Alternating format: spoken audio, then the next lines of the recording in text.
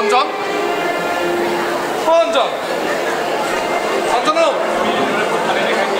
তুমি এইদৰে ভাত পানী নেখাই বাৰু কেইদিন জীয়াই থাকিবা কোৱাচোন তুমি মোৰ খোৱা বোৱাৰ চিন্তা কৰিব নালাগে আৰে কিয় নকৰিম ব'লা ভাত কেইটামান খাই ল'বা তুমি ডাঙৰ খোৱা বোৱাৰ চিন্তা কৰা যিকেইদিন জীয়াই থাকে অন্ততঃ সি ভালদৰে যে থাকে তাৰ ব্যৱস্থাটো কৰা ছাৰৰ কথা মোক ক'ব নালাগে তোমাৰ দেহাটোৰ কথাটো অলপ চিন্তা কৰা ভগৱান এইবোৰ কি হৈ গ'ল এফালে শৰীৰটো বেলেগ কৰি মাছে মঙহে খাইছে আৰু আনফালে হাহাকাৰ হে প্ৰভু কি যে মই মাংস লগাই পেলালাও ভুল হ'ল হৃদয়হীন মানুহৰ লগত তুমি এইদৰে কাম কৰিবই নালাগিছিল ধিক্কাৰ জন্মিছে আজি নিজৰ ওপৰত অভিযাৰ দৰে মানুহৰ ভাই ককাইক হৈ জন্ম লোৱাতকৈ ভাল আজি ধিক্কাৰ জন্মিছে নিজৰ ওপৰত আৰে কৈছো নহয় এইবোৰ চিন্তা কৰা বাদ দিয়া তোমালোকৰ প্ৰতি তেহেঁতে যদি একো চিন্তা নকৰে আৰে তুমি কিয় চিন্তা কৰি মৰিছা মই দাদাৰ চিন্তা কৰা নাই মানে অভিদাৰ কথা চিন্তা মই কৰা নাই মই চিন্তা কৰিছো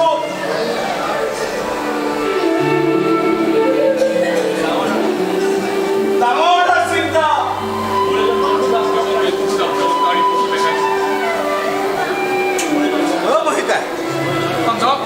মই মোৰ বন্ধু এজনক মানে সেই ডক্তৰ বন্ধু এজনক তাৰ ৰিপৰ্টটো দেখাইছিলোঁ কি ক'লে কি কৈছে ইমিডিয়েট যদি দাদাক বাহিৰলৈ নিনিও হয়তো তাক আমি অতি সোনকালে হেৰুৱাম কি পঞ্চম তাৰ মানে ছাৰৰ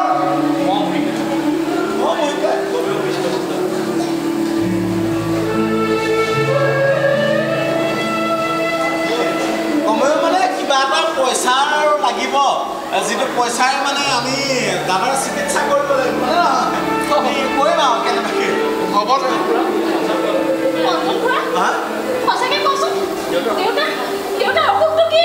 একো নাই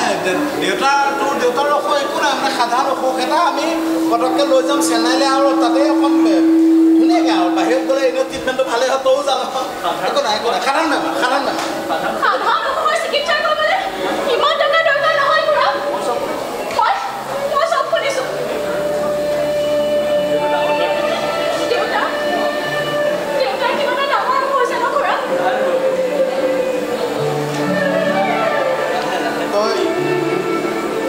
কথাবোৰ যেনেকৈ হুলস্থুল কৰিছ দাদাই শুনিলে ভাবিব তাৰ যেন কিবা ডাঙৰ বেমাৰহে হৈছে তই এইদৰে হুলস্থুল নকৰিবি কি বলীয়া হৈ যাব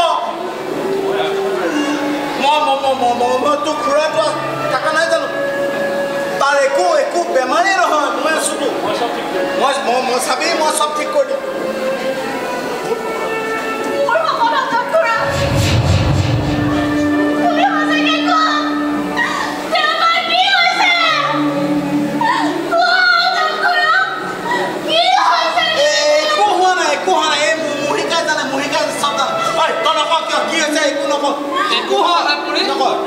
ছাৰৰ একো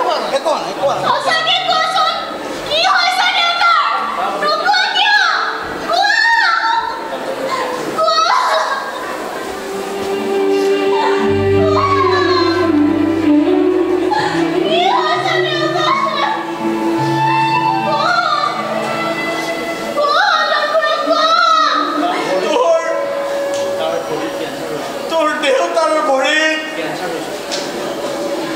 কেঞ্চাৰ হৈছে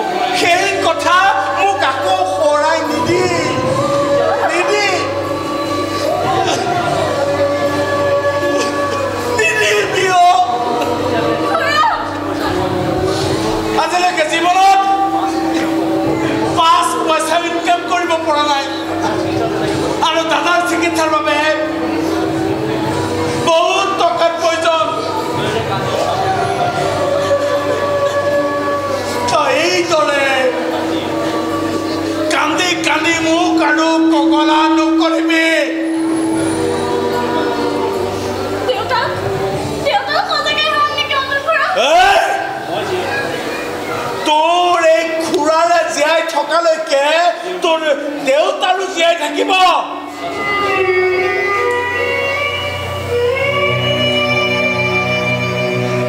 মনত ৰাখিবি যিমান টকাৰ প্ৰয়োজন হয় মই চিকিৎসা কৰিম তোৰ দেউতাক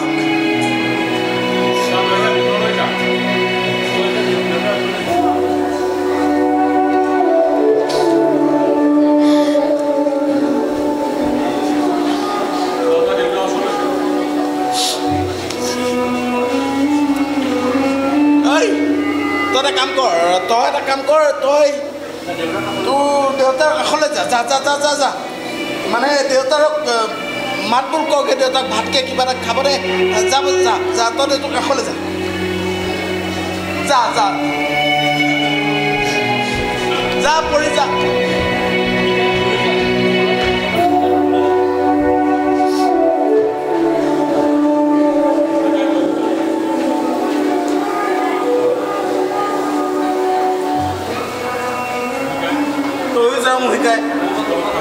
মোক অকণ নকলখনে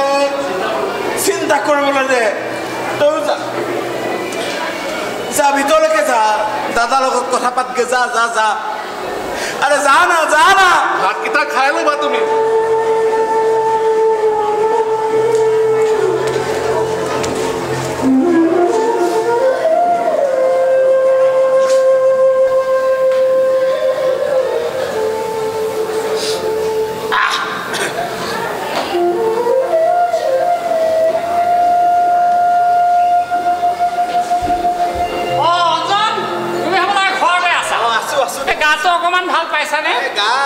সব ভাল দিয়ক ভাল সব ভাল আপুনি বহক নহ'লে বহিম পিছে আমাৰ এজনী ঘৰত আছে বা নাই নীলাক্ষী নীলাক্ষী মাতিছা ন মাতক আৰু মাতক আপোনাৰ সেইজনী ঘৰত আছে নাই মই নাজানো কিন্তু সেইবিলাক কথা মোক সুধিও লাভ নাই কাৰণ আপোনাৰ ভনীয়ে বাদে খবৰ পাতিম হ'ব কওক আপুনি কিয় আহিছিল কওক জানো শনিৰ কৃপাত চৰি শনিৰ কুদৃষ্টিত ভাগ হৈছা হ'লেও একেখন ঘৰতে আছা সেইবাবেহে কৈছোঁ ৰ'বা অঞ্জন এতিয়াৰ পৰা কিন্তু তোমালোক কিছুমান নিয়ম নীতিৰ মাজত চলিব লাগিব লক্ষ্মীৰ বসতি তেতিয়াহে হ'ব ৰ'বা দেই পঞ্জিকাখন চাই মই তোমালোকক দুটামান নিয়ম নীতি শিকাই দি থৈ যাম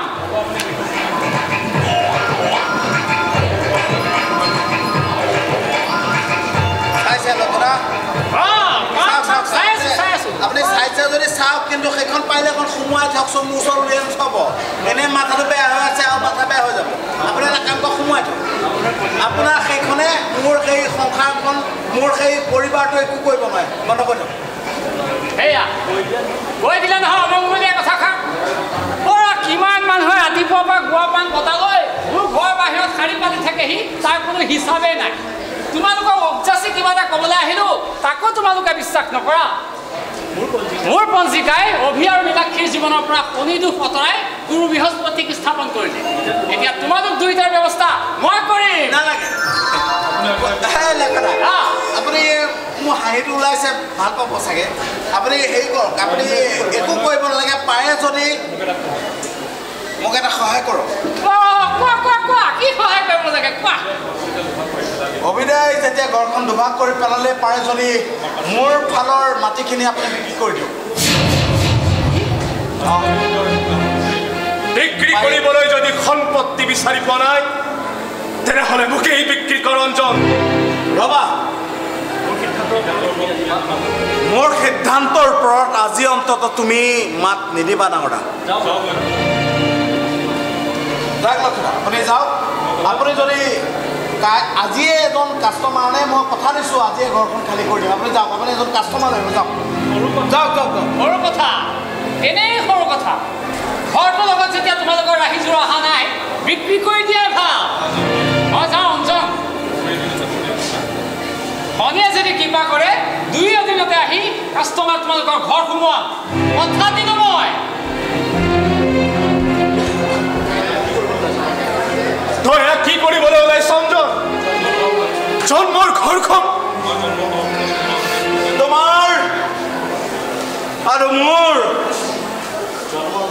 জন্মৰ ঘৰখনৰ নক্সা কেতিয়াবাই অভিনয় সলনি কৰি দিলেও এতিয়া ইয়াৰ এখন তুমি চোৱা ইয়াৰ এখন বেৰো আমাৰ জন্মৰ সাক্ষী হৈ থকা নাই ডাঙৰা একেখন ঘৰতে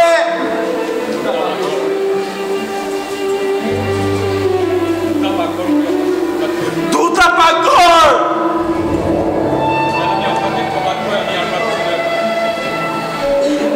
এনেদৰে অশান্তিত থকাতকৈ আমি এইখন ঘৰৰ পৰা গুচি যোৱা ভাল তই পগলা হৈছ অঞ্জন মই পগলা হৈছো তই পগলা হৈছ মোৰ অক্ষমতাই মোক পগলা কৰিছে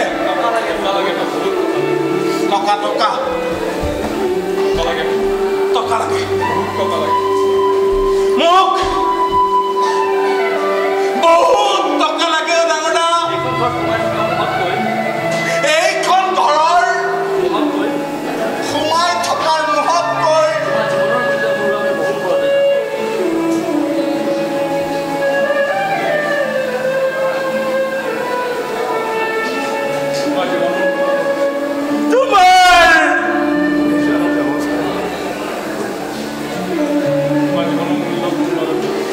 তোমাৰ জীৱনৰ মূল্য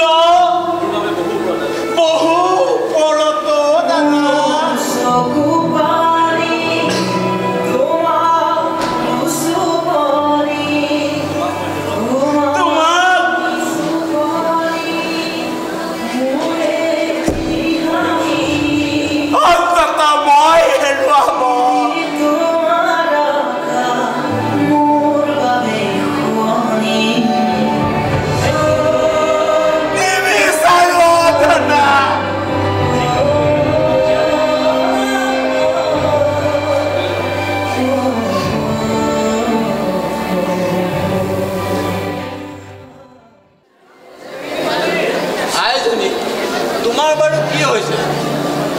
আমাক একো নকলে আমি কেনেকৈ বুজি পাম ইমান ৰঙিয়াল মানুহজনী হঠাৎ কি হৈ গলা আপুনি এনেকৈ কালি কুলি থাকিলে আমাৰ জানো ভাল লাগে বাইদেউ কওকচোন কি হৈছে এবাৰ খুলি কওক আমাক নুসুধিবা একোৱেই নুসুধিবা মই একোৱে ক'ব নোৱাৰো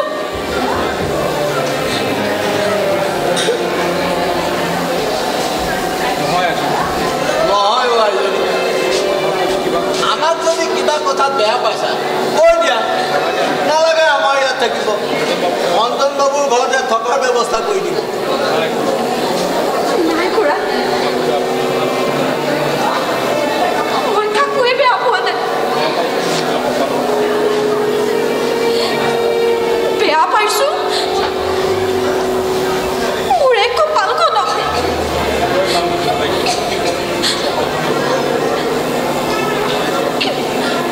কিয় ইমান মোৰ দুৰ্ভাগ্যই কপালখনে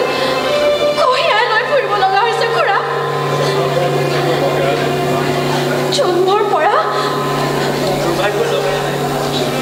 দুৰ্ভাগ্যই লগে এৰা নাই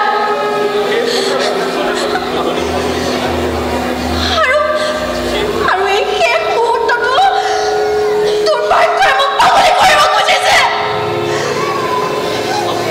আপোনাৰ দুৰ্ভাগ্যৰ লগত আমিও যুঁজিম বাইদেউ কওক বাইদেউ এবাৰ খুলি কওক আপোনাৰ হৈছে কি মই একো ক'ব নোৱাৰো মাথো জানি থোৱা তোমালোকৰ মাজলৈ অহাটোৱে মোৰ ডাঙৰ অপৰাধ মই মৰি যাম ৰোহিত মই মৰি যাম বাইদেউ বাইদেউ আচৰিত কথা ৰোহিত ছোৱালীজনী হঠাৎ কি হ'ল নিশ্চয় ক'ৰবাত কিবা অঘটন ঘটিছে বাবা হ'ব পাৰে ৰোহিত অঞ্জন বাবু আপুনি আমি আহিলোঁ দিয়া তোমালোকৰ ঘৰলৈ এয়া ডাঙৰ দাদাহঁতকো লৈ আহিছোঁ আপোনালোক এনেকৈ যে এনেকৈ মানে তোমালোকৰ পৰা অলপ সহায় বিচাৰি আহিছোঁ অঞ্জন বাবু কথাটো একো বুজাই নাই অঞ্জন বাবু কি হৈছে আপোনালোকৰ আপুনি কওকচোন যিদৰে গৃহহীন হৈ তোমালোক এদিনে নয়াবস্তিত প্ৰৱেশ কৰিছিলা আজিও ভাবি লোৱা যে মই আৰু আমাৰ পৰিয়ালটোৱে গৃহহীন হৈ তোমালোকৰ চোতালত আশ্ৰয় ল'বলৈ আহিছোঁ ইছ ৰাম ৰাম ৰাম ৰাম অঞ্জন বাবু আপুনি ইয়াত কি কথা কৈছে মোৰ চোতালত আপুনি থাকিব যাওক মই মোৰ ঘৰ খালী কৰি দিছোঁ আপোনালোক চব ভিতৰত থাকক দৰকাৰ হ'লে মই চোতালত থাকিম মই বিশ্বাস কৰিবলৈ টান পাইছোঁ অঞ্জন এনেকুৱা মানুহ আজিৰ সমাজত আছেনে এটা কাম কৰ ডাঙৰ দা সেয়া মোৰ চব নিজৰ মানুহ এটা কাম কৰা তুমি ভিতৰলৈকে যোৱা কৰি তই ভিতৰলৈকে যা মই গাই ডাঙৰ দা বোলো চিন্তা নকৰিব অঞ্জন বাবু ছাৰক মই ভিতৰলৈ লৈ গৈছোঁ ছাৰ ব'লক ভিতৰত যাওক আহক ভিতৰত যাওক বিচনাতে অলপ আৰাম কৰক ছাৰ যা যা পৰি যা তই একো টেনশ্যন নাই যা যা যা অঞ্জন বাবু আপোনালোকৰ এইবোৰ কি হ'ল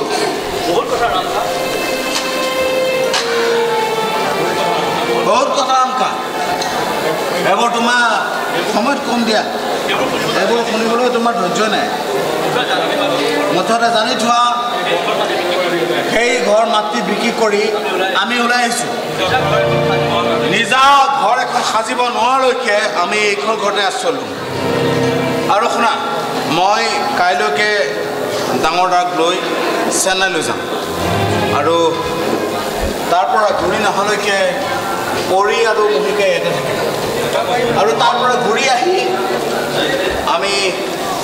কলেজৰ মাটিত এটা ঘৰ সাজিম আৰু তাতে আমি থাকিম বুলি ভাবিছোঁ হ'ব অঞ্জন বাবু আপোনালোকে কোনো চিন্তা নকৰিব যিমান দিন মন যায় সিমান দিন আপুনি ইয়াতে থাকক আমাৰ কোনো আপত্তি নাই কিন্তু আপোনালোকৰ ওচৰত জোনালী ইয়াত জোনালীত দেখা নাই খোলে আৰে কি ক'ম অঞ্জন বাবু তাইও কালিৰ পৰা মোক বহুত দুখ দিছে আজিতো তাই কলেজলৈকো নগ'ল কিয় তাই কিবা বেমাৰ চেমাৰ হৈছে নেকি এই তাইকে সুধি ল'ব জোনালী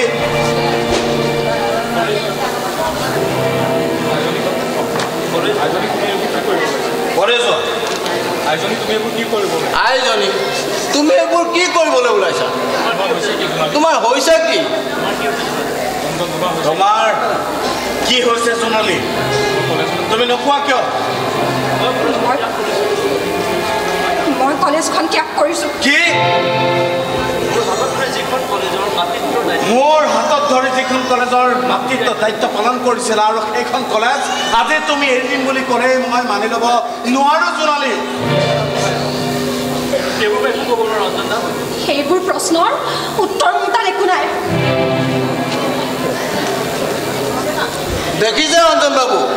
কালিৰ পৰা তাই বহুত দুখ দিছে এই পাগলামিবোৰ কৰি আছে এটা কাম কৰা নহয় তুমি ভিতৰলৈকে যোৱা জোনালী আৰু মই কিছু কথা পাতোঁ অঁ হ'ব অঞ্জন বাবু আহিছোঁ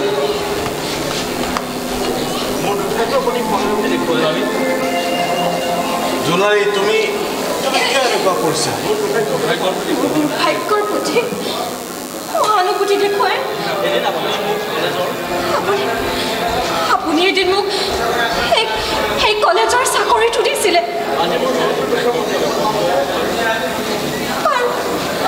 আৰু আজিও মোৰ চৰম দুৰ্ভাগ্যৰ প্ৰতি অকণমান দয়া দেখুৱাই মোক যাবলৈ দিয়ক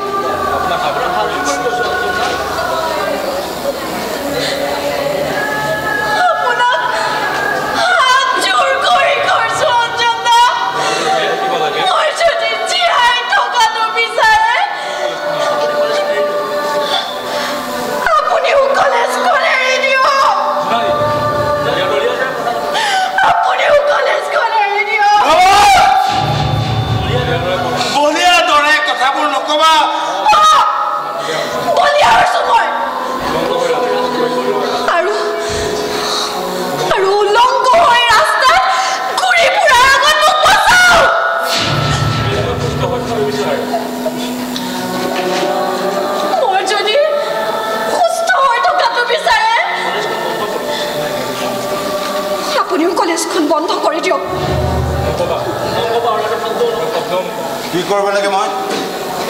কি কৰিব লাগে কলেজখন বন্ধ কৰি দিব লাগে আৰু এটা কথাও নকবা মোৰ আৰু বুজিবলৈ বাকী নাই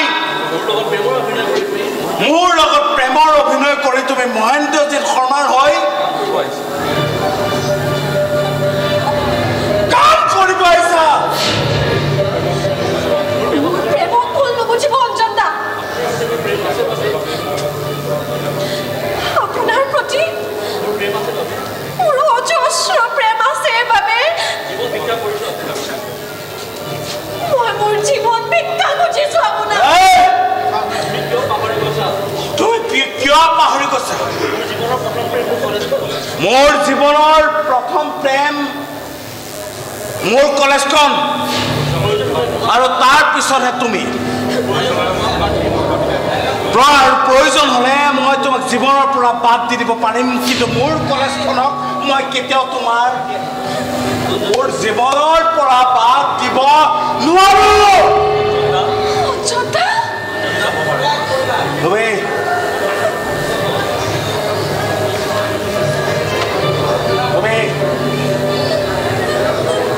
যাব পাৰা যোৱা যোৱা যোৱা তুমি যলৈকে মন যায় তলৈকে যাব পাৰা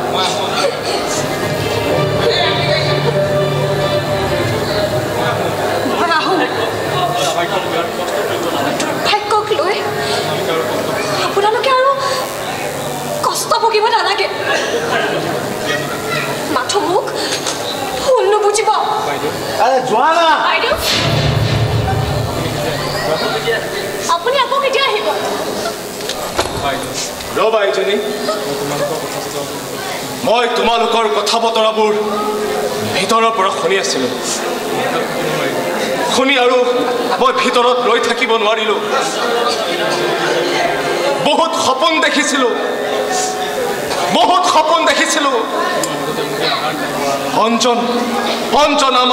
অঞ্জন আৰু তোমাৰ মাজৰ মিলা মিছাবোৰ দেখি মোৰ মনটোৱে আনন্দ পাইছিল তোমাৰ হাতৰ এমুঠি আহাৰ খাই তোমাক বোৱাৰী বুলি মাতিবলৈ মোৰ বহুত ইচ্ছা আছে কিন্তু তুমি মই নিৰুপায় দাদা জীৱনত ভাইটিতকৈ বেছি কাকো ভাল পাই নাপালো আৰু তাক জীয়াই ৰাখিবলৈ কাৰণে মই যি কৰিব লাগে তাকেই কৰিম মানে তুমি সঁচা কথা কোৱা কি হৈছে তাৰ লগত কোৱা তুমি কোৱা মোৰ চকুত তুমি কোৱা তাৰ লগত কি হৈছে কওক বাইদেউ তোমাৰ ক'ত আছে কি হৈছে তাৰ কওক বাইদেউ জোনালী তুমি মোক নকোৱা কিয় জোনালী কি হৈছে তাৰ লগত মোক কোৱা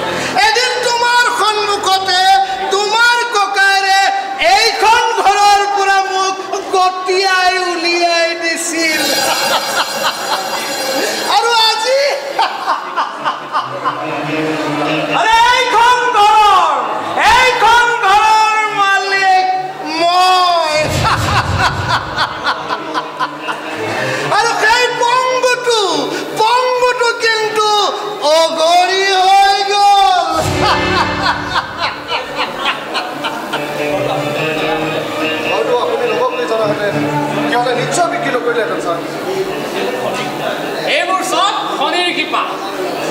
অভিজিত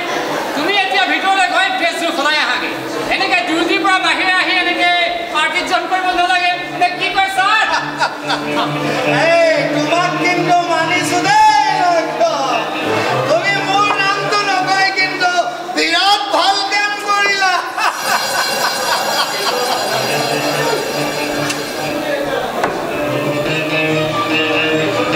এইবাৰ মই নাজানো নে ছাৰ ইমান দিন আপোনাৰ লগত কাম কৰি কৰি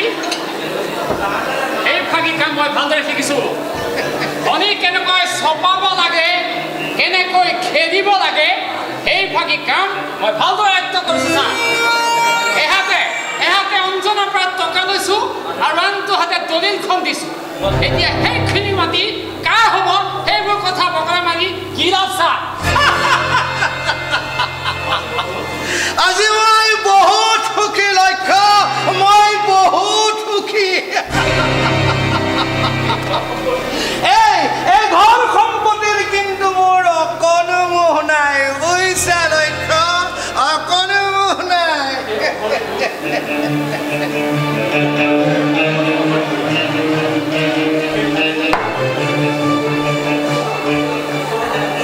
এই পংগুটোক মই অঘৰী কৰি মোৰ ক্ষমতাৰ কথা মই তাক বুজাই দিব পাৰিছো আৰে লক্ষ্য তুমি এটা কাম কৰা তুমি কাই পংগুটোৰ ঘৰলৈ যোৱা আৰু তাক গৈ কৈ দিয়া গৈ এইখন ঘৰৰ মালিক কিন্তু মই আৰে প্ৰয়োজন হলে মই তাক এইখন ঘৰৰ মানে সেই জগদীশক মই গতিয়াই বাহিৰ কৰি দিব পাৰো অৱস্থা এই যথেষ্ট কথাবোৰ আৰু বহলাব নালাগে অভিজিত মই কিন্তু পাহৰিব পৰা নাই ছাৰ সিহঁতক আৰু অথাই খানাত পেলাব নালাগে মোৰ পঞ্জিকাৰ মতে সিহঁতৰ অৱস্থা এতিয়া একেবাৰে তথৈ বছ ৰাহু কেতু শনি সকলোবোৰ মিলি একেবাৰে ডুবাই ৰাখিছে ছাৰ আৰে আৰু ডুবিব লাগিব কিহত আৰু ডুবিব লাগিব আৰে সিহঁতৰ অৱস্থা চাই মই ফূৰ্তি কৰি লক্ষ্য এচাও অকণমান এইফালে আহাচোন মোৰ গাড়ীৰ ভিতৰত আৰু এটা ফুল বটল আছে লৈ আহা মই আছো নহয় যিমান পাৰে সিমান তেতুগুৰিলৈকে খাই থাকিব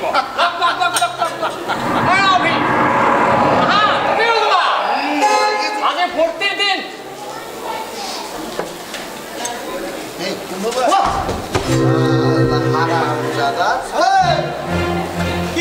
একো নকৰিবি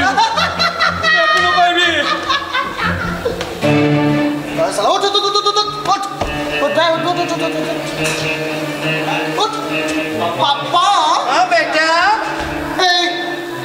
এইখন যেতিয়া আমাৰ এই ঘৰ হৈ গ'ল এই বহুটোক ইয়াতে বান্ধি থ একদম বঢ়িয়া কথা কৈছ সেই বহুটোক তই বান্ধি থ আৰে কিহত কেইটাই কলেজখন এৰি দিব লাগিব দাদা ভৰাই থ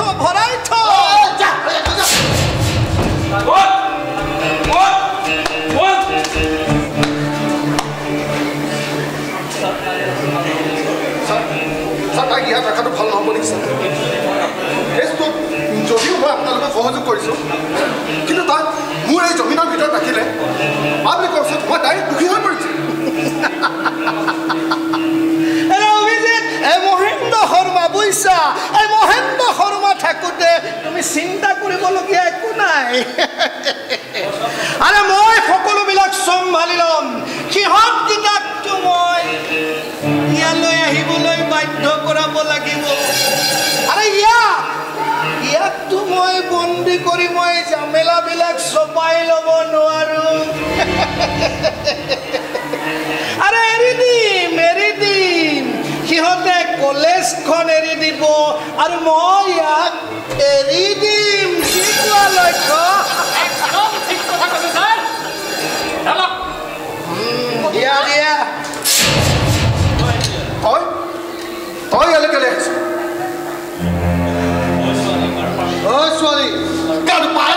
নোলোৱাকৈ তই এইখন ঘৰলৈ সোমাই আহিলি যে আৰে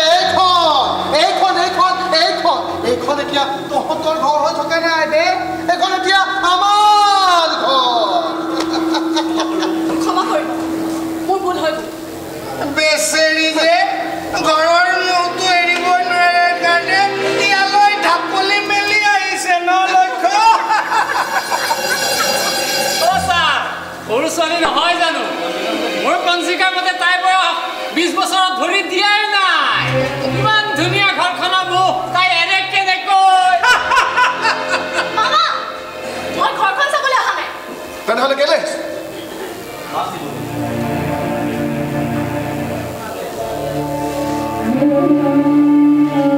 ভাত নিবলৈ আহিছোঁ যাবৰ সময়ত ভাত নিবলৈ পাহৰি গ'লো ছোৱালী আৰে সেইজনী ন এইজনী মই কেতিয়াবা ভূত হৈ গ'ল আৰে এইজনীৰ আগত এতিয়া ধূপ ধূনা জ্বলাই আৰে পূজা কৰি একো লাভ নাই নাই তেনেকৈ নক'ব মাক আমি জীয়াই ৰাখিছোঁ এই ফটোখনৰ মাজতে অভিজ্ঞতা মাৰ ফটোখন নমাই দিয়া ময়ে নমাই দিছোঁ আৰে খাইলাক দেৱী সৰস্বতী সোনকালে মৰি থাকিল ন এখন লৈ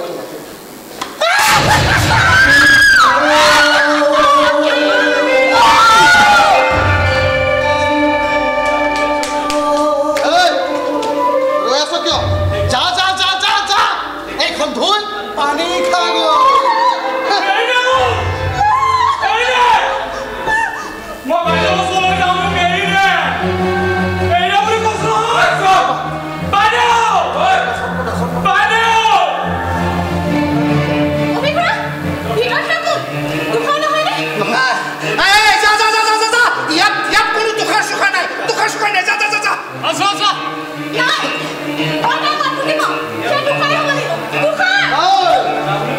তোক যাবলৈ কৈছে নে নাই আৰু ময়ো কৈছোঁ যা মানে যা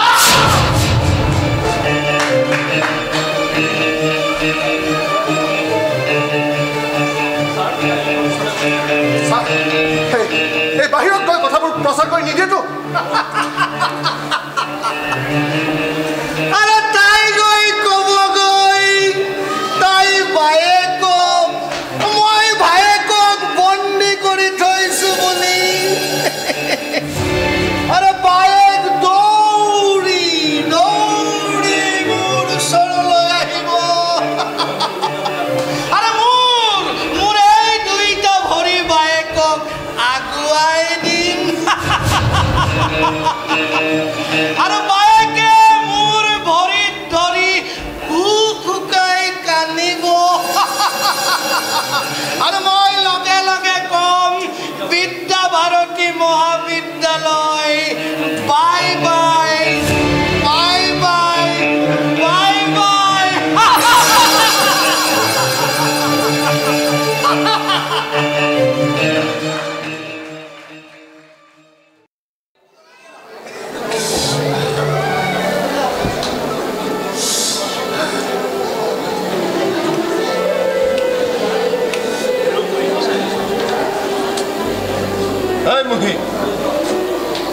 কি চাই আছ মোৰ এই ভৰিখন কাটি এই শৰীৰটোৰ পৰা বেলেগ কৰি দিব নোৱাৰনে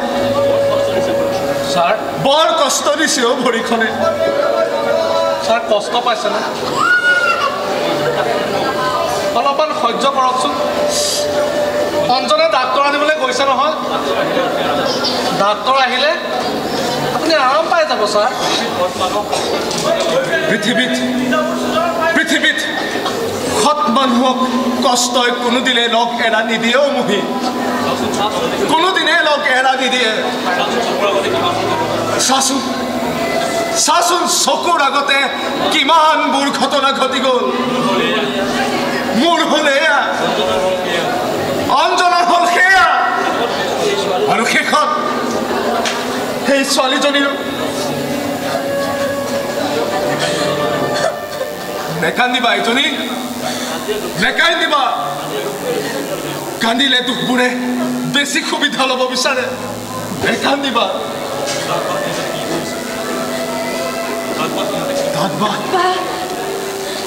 থাকবাহঁতে কি কৰিছে ক'ত ৰাখিছে বেচেৰাক কিবা খাবলৈ দিছে নে নাই একোৱে খবৰ পোৱা নাই খুৰা বাইদেউ বাইদেউ বাইদেউ কি হ'ল এটা ডাঙৰ খবৰ আহিছোঁ কি ইমান দৌৰি দৌৰি আহিছে কোৱাচোন কি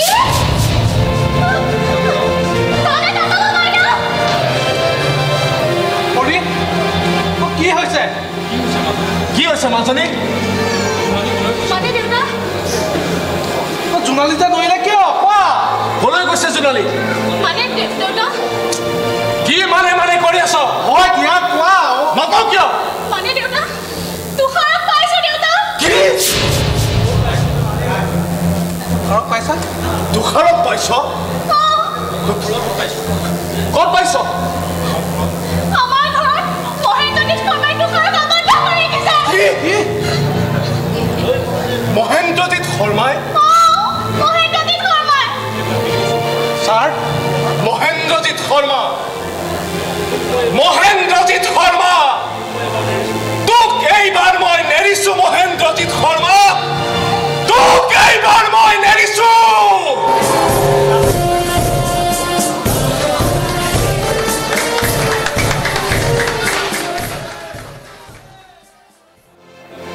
ভাইটিক এৰি দিয়ক কিন্তু আপোনালোকক একো কৰা নাই দিম তোৰ ভাইৰক কিয় এৰি নিদিব তাক আমি একেবাৰে লগত ৰাখিবলৈ ধৰি অনা নাই নহয় আৰে তহঁতে মোৰ কথা নুশুনিলি নহয় মই খেলৰ ষ্টাইলটো এতিয়া সলনি কৰি দিছোঁ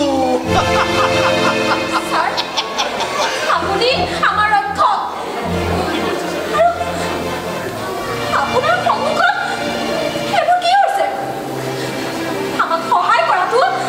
আপোনাৰ ডিউটি নহয় ৰবি মোক মোৰ ডিউটি শিকাব নালাগে কেৱল ছাৰে যেনেকৈ কৈছে সেইমতে কাম কৰি যা কি কৰিব লাগে মই কলেজখন এৰাৰ আগত পাৰে যদি ৰাইজক কৈ কলেজখন বন্ধ নকৰে কিয় চালা গৰম তেজ নেদেখুৱাবি দুয়োটাকে চালা খাল্লা কৰি দি চুপ তহঁতৰ ওচৰত মই অপৰাধী ভাইটিক কিয় ধৰিলে পিছত সাহস আছে যদি মোক মাৰ ভাইটিৰ গাত এটা আচুৰো যদি লগালি নহয় কলিজা ফালি পেলাম মই তোৰ আৰাম চাদি ফুলন দেৱীৰ ভাও দিবলৈ নাহিবি বে তাক লৈ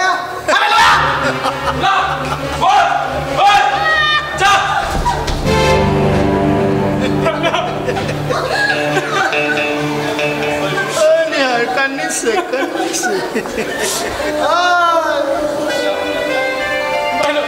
চুপচাপ ইয়াত বহি থাক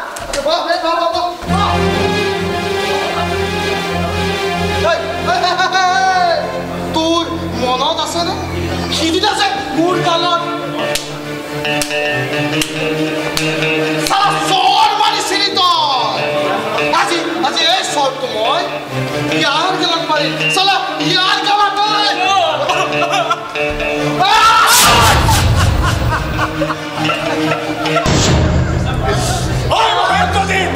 আৰে ছোৱালী নিজকে বহুত শক্তিশালী বুলি ভাবিছ নহয় আমাৰ দেখোন পংগু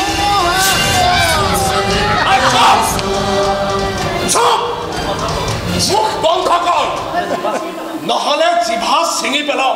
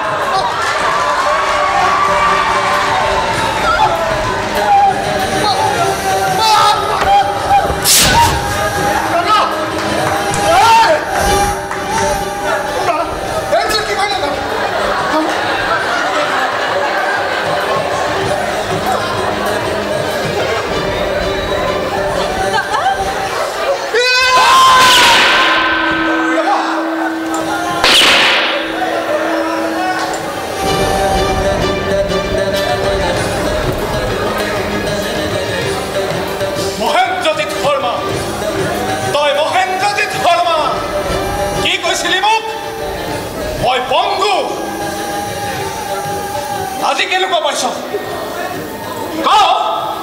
কেনেকুৱা পাইছ তই মোৰ ভৰিখনক লৈ ঠাট্টা কৰ নহয় আজি আজি সেয়েহে তোৰ ভৰিখন মই সেই মোৰ দৰেই কৰি পেলালো বুজিলি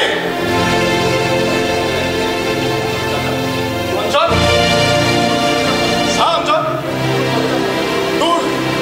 তোৰ কলেজৰ শত্ৰুবোৰক মই মাৰি লওঁ অঞ্জন শত্ৰু সদায় শত্ৰুৱেই সি দেশৰেই হওক বা ঘৰৰেই হওক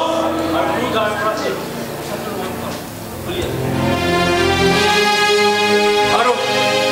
তোৰ গাৰ পৰা এই পোচাকযোৰ মই সোনকালে খুলি আছো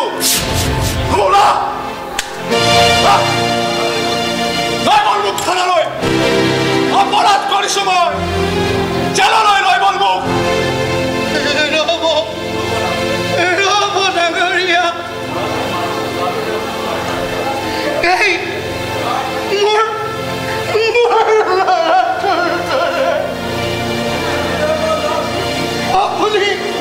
আপুনি মোক মাৰি পেলোৱা হলে ভালেই আছিল আৰু মোৰ এই ভৰিটো পংগু কৰি মোক চৰম শাস্তি দিলে মোৰ চকুৰ আগত মোৰ ল'ৰাটোক মাৰি মোৰ অহংকাৰ বিলাক একেবাৰেই শূন্য কৰি পেলালে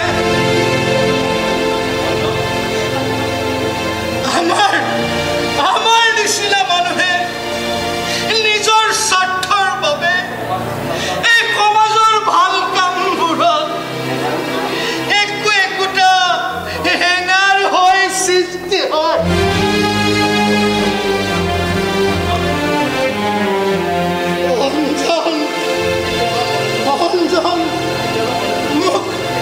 মোক তুমি ক্ষমা কৰিবা তোমাৰ কলেজখনৰ কাৰণে মই যদি জীয়াই থাকো তেনেহলে মই সকলোবিলাকেই কৰি পেলাব তুমি মোক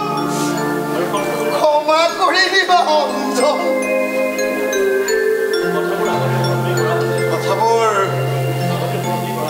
কথাবোৰ যদি আগতে ভাবা হলে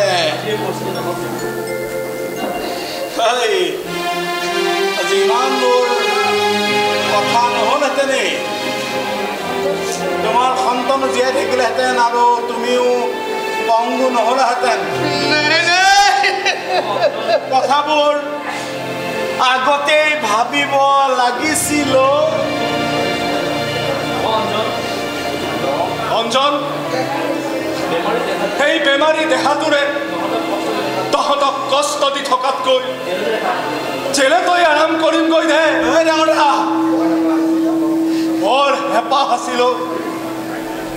বৰ হেঁপাহ আছিল তহঁতৰ সংসাৰখন চাবলৈ জীয়াই থকা দিনকেইটা তহঁতৰ সংসাৰখন চাবলৈ মোৰ বহুত ইচ্ছা আছিল জোনালী এইফালে আহা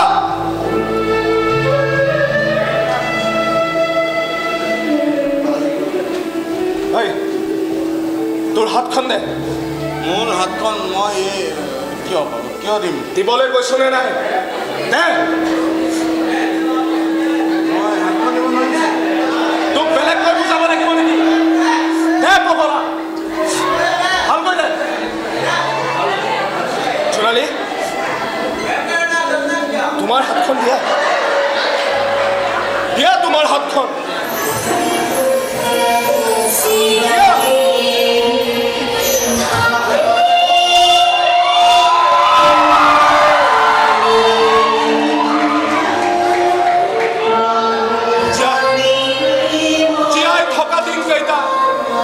তহঁতক মই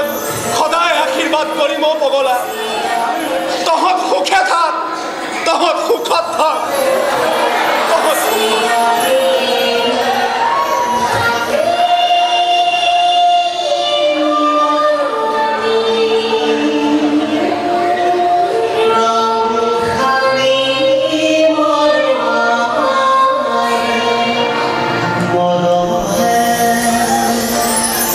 Hello.